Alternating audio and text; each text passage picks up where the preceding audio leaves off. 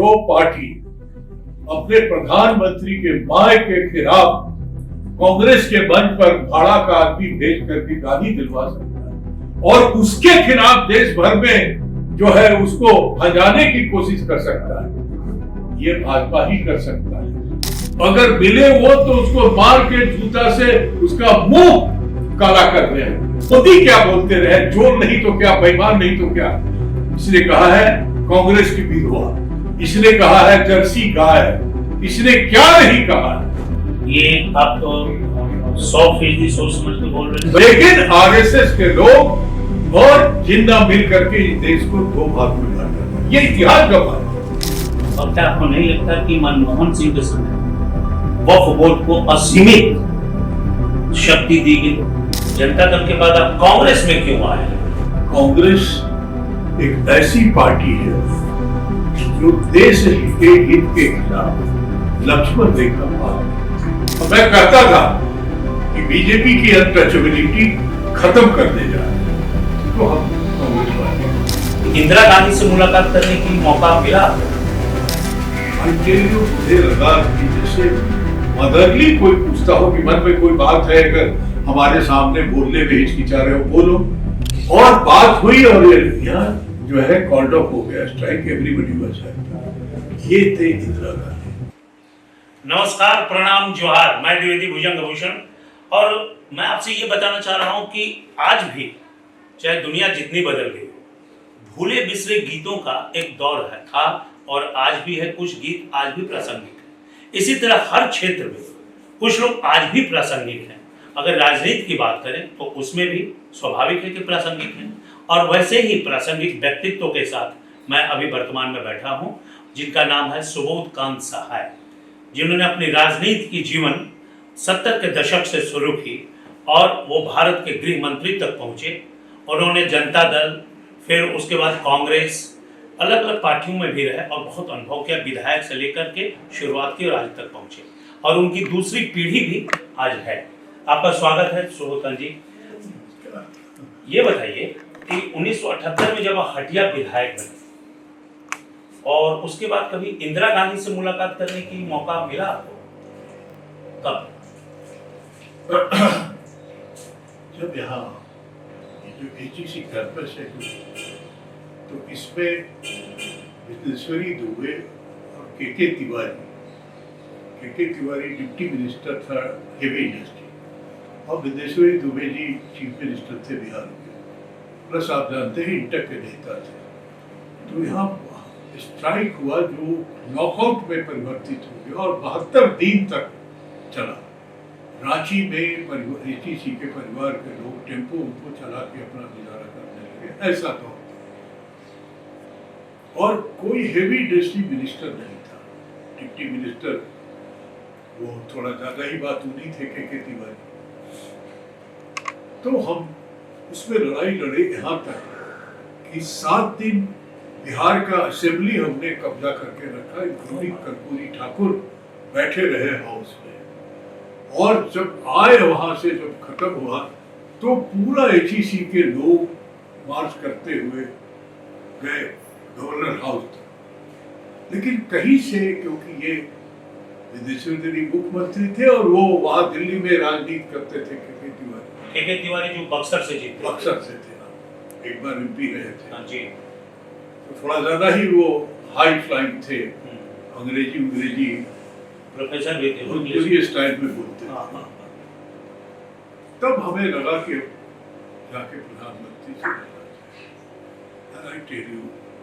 कि जैसे आज हमने फोन किया उनके ऑफिस को कि मैं ये हूँ और कल 10:30 बजे हमको पार्लियामेंट में बुलाने में हमने उनको बताया कि पंडित जवाहरलाल नेहरू जी के द्वारा उद्घाटन ये मंदिर मस्जिद गुरुद्वारा कहा जाता था और पहला पब्लिक सेक्टर लॉकआउट हुआ है देश में। उसके पहले कोई पब्लिक सेक्टर लॉकआउट नहीं है और वो भी लॉकआउट हुआ है बिकॉज ऑफ कंफ्लिक्ट जो है। ये के तिवारी यहाँ डिप्टी मिनिस्टर है बीटीसी का और विदेश्वरी दुबे जी बिहार के मुख्यमंत्री हैं, इंटर के नेता। इसके चलते यहाँ पर जो भी हुआ, जो समझौता हुआ, उस समझौता को जो है वर्करों ने नहीं माना क्योंकि एंटी उनके था। ऐसी स्थिति में वो अपना पेंसिल से नोट की कि ये और हमारे पास बहुत ज्यादा सब्जेक्ट था भी, ये 72 दिन का वहाँ के लोग वेतन और उनके लोग जो है वो बाहर में टेम्पो चला के अपना परिवार का गुजारा कर रहे हैं। तो शॉर्ट आउट की इंदिरा गांधी उस समय बात हाँ, सुनी आपकी? हाँ नहीं मतलब आप समझिए ना, हम इतना ही बात बोलना था और कुछ कहना चाहते हो?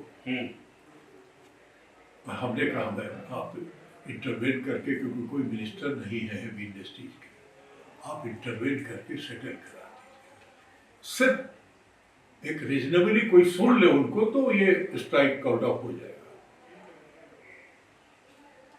और भी कुछ मन में बात है, बोलो। आई टेल यू, मुझे लगा कि जैसे मदरली कोई पूछता हो कि मन में कोई बात है, अगर हमारे सामने बोलने में हिचकिचा रहे हो, बोलो। हमने कहा इतना ही है, क्योंकि कन्फ्लिक्ट के चलते ही है इतना बड़ा नेशनल एसेट बर्बाद होगा। ठीक है, next day listen to me, कैसे इंदिरा जी का वर्किंग था। नेक्स्ट डे या थर्ड डे जो है के तिवारी ड्रॉप हो गए और वेंगल राव नाम आंध्र प्रदेश के बड़े नेता थे कांग्रेस के, उनको हेवी इंडस्ट्री मिनिस्टर बनाया गया। और थर्ड डे हमारे पास फोन आया कि मिनिस्टर मिलना चाहते हैं, पूरे अपने यूनियन के साथ आइए। जबकि मैं कोई यूनियन बाजी नहीं करता हूँ, लेकिन संघर्ष एसीसी का जो रहा है वो हम ही करते थे। और बात हुई और यहाँ जो है कॉल्ड ऑफ हो गया स्ट्राइक, एवरीबॉडी वाज हैप्पी। ये थे इंदिरा गांधी। और आप उसके बाद 89 तक जनता दल में रहे, और जनता दल के बाद आप कांग्रेस में क्यों आए? देखिए, क्या इंदिरा गांधी आप जानते हैं जनता पार्टी की यात्रा रही, फिर जनता दल बना।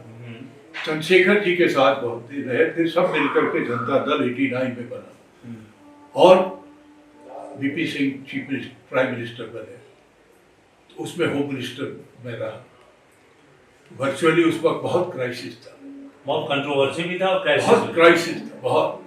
और उल्फा, एलटीटी, पंजाब, कश्मीर में मुफ्ती साहब की बेटी का किडनैपिंग सो लेके मंडल कमीशन, राम जन्मभूमि, और मतलब क्या नहीं था। मंडल कमीशन जब था तो आप समझते हैं पूरा दिल्ली के नौजवान जो थे वो सम गोस्वामी करके था जो एनआईए कॉलोनी में जो है कि अपने आप को दाखेगा। और ये सारे दौर में के बाद पीपी सिंह की सरकार दी और चंद्रशेखर और कांग्रेस की सरकार बनी, ज्वाइंट बनी। दुर्भाग्य से उस सरकार का परफॉर्मेंस पूरा नहीं था, इट वाज ए सक्सेसिंग, लेकिन वो छोटे सवाल पे लोगों ने उस सरकार के साथ बदतमीजी हो गया।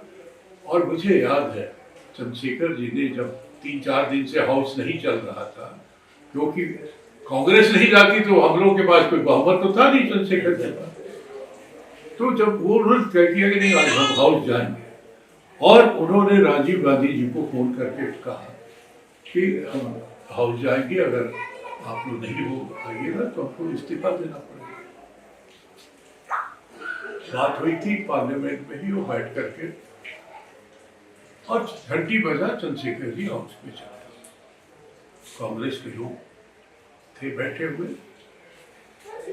जब उन्होंने बोलना शुरू किया तो एमजे अकबर हमारे पास उठ के आया पीछे से और एक स्लिप दिया कि राजीव गांधी जी चाहते हैं कि कांग्रेस चंद्रशेखर जी इस्तीफा नहीं दे। या पता ये इतिहास का पन्ना है, एमजे भी अभी यहाँ ही है। हमने उठ करके पीछे बैठते थे उनके, हम तो उनके सामने जा करके हमने उनको दिया, तो उन्होंने ऐसे 2 ही लाइन था, राजीव जी चाहते हैं कि चंद्रशेखर जी इस्तीफा दें। उसको उनके अपने पॉकेट में कुर्ता में रख लिया, आज वो लगातार अपना बोल के इस्तीफा देते। ये चंद्रशेखर जी का व्यक्तित्व था, वो कभी सम्मान के साथ समझौता जीवन में किया नहीं। यंग टर्क इसीलिए कह जाते, कभी कोई मंत्री नहीं बने, सीधे प्रधानमंत्री ही बने। और बहुत अच्छा रिश्ता था, लेकिन लोगों ने जो बिचौलिया होते हैं उनको अच्छा नहीं लगा। और जब चंद्रशेखर जी ने बात किया था तो उनको कोई पॉजिटिव रिपोर्ट नहीं मिला, लेकिन लोगों को, जो कांग्रेस के लोग थे, उनका असेसमेंट चंद्रशेखर जी के बारे में गलत हुआ। वो समझते थे इस्तीफा नहीं, चंद्रशेखर जी ही थे कांग्रेस में आने के बाद। और इसी के, आपने पूछा क्यों आए, तो 96 में जॉर्ज जो थे वो एंटी कांग्रेसी थे शुरू से, जबकि वो बीजेपी के काफी पसंद थे। उनके कैबिनेट में, वाजपेयी के कैबिनेट में स्पेशल मिनिस्टर रहे, डिफेंस मिनिस्टर भी रहे, और उन्होंने समता पार्टी बनी।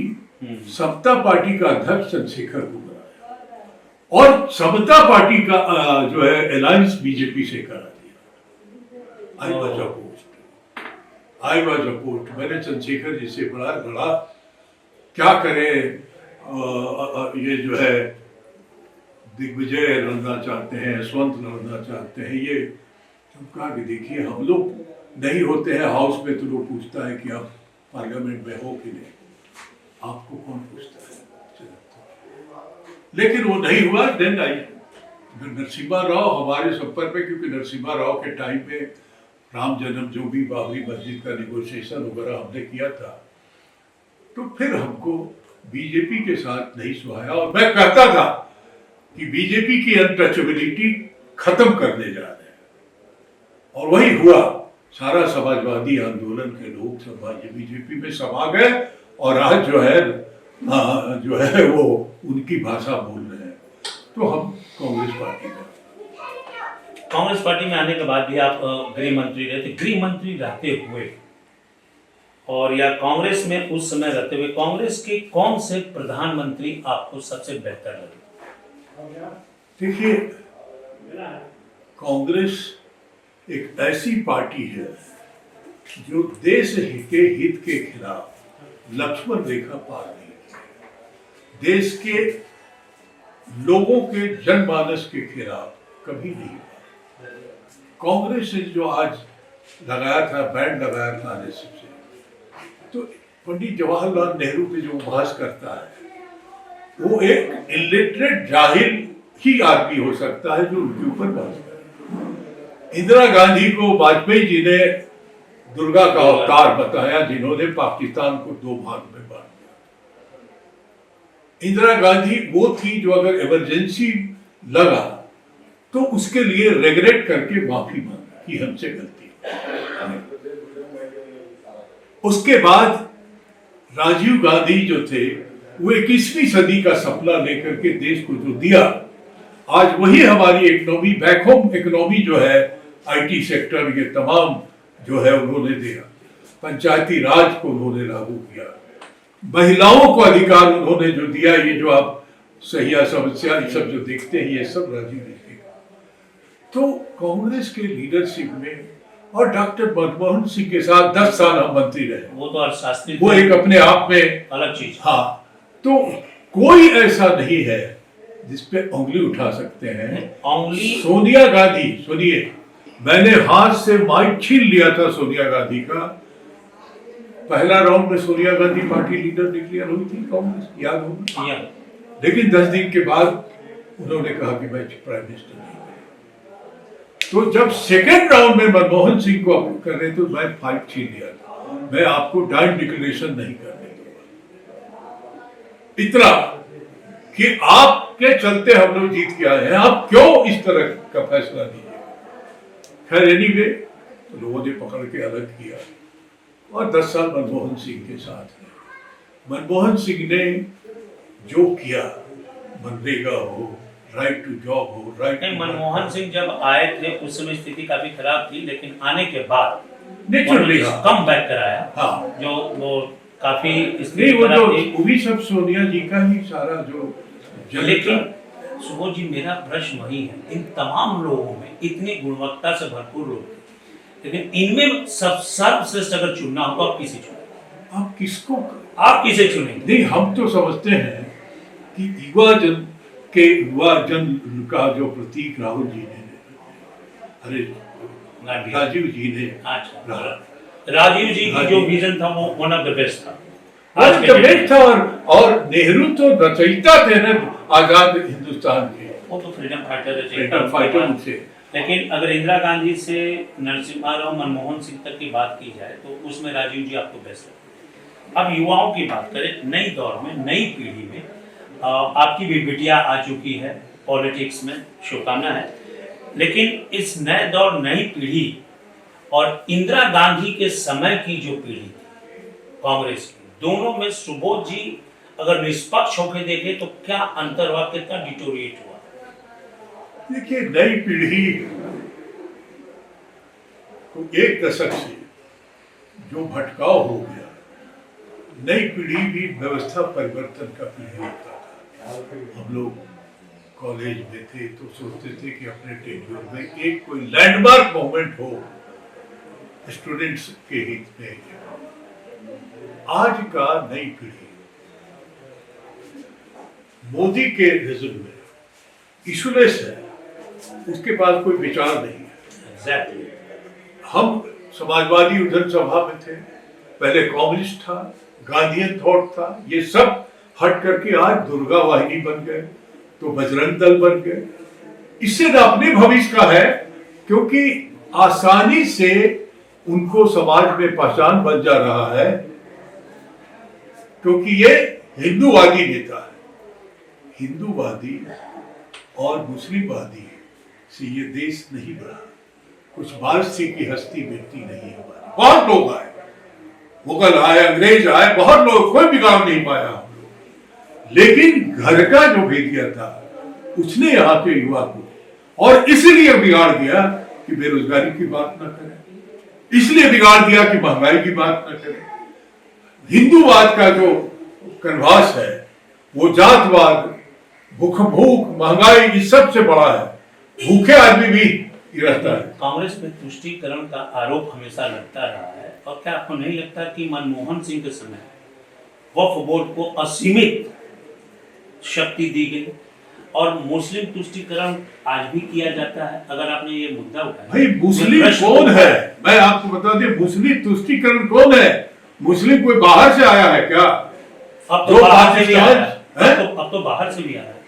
कौन बाहर से आया है? इसे बेईमान लोगों की बात है साहब। मुस्लिम आपके देश का वो है जिसने देश के पार्टीशन को नकारा और अपने देश में रहा।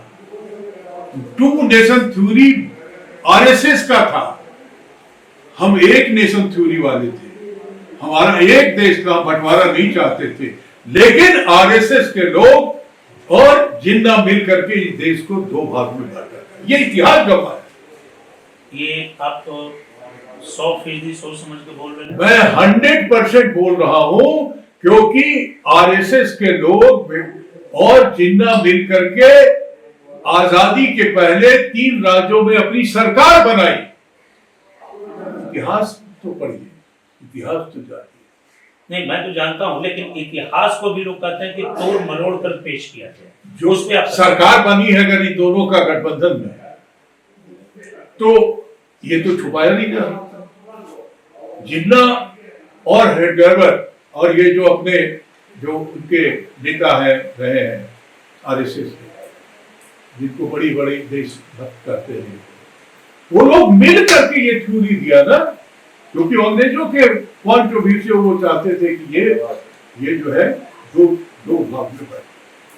आपने कहा कि दिग्भ्रमित हो गए हैं आज के युवा, कुछ मुद्दा विहीन है।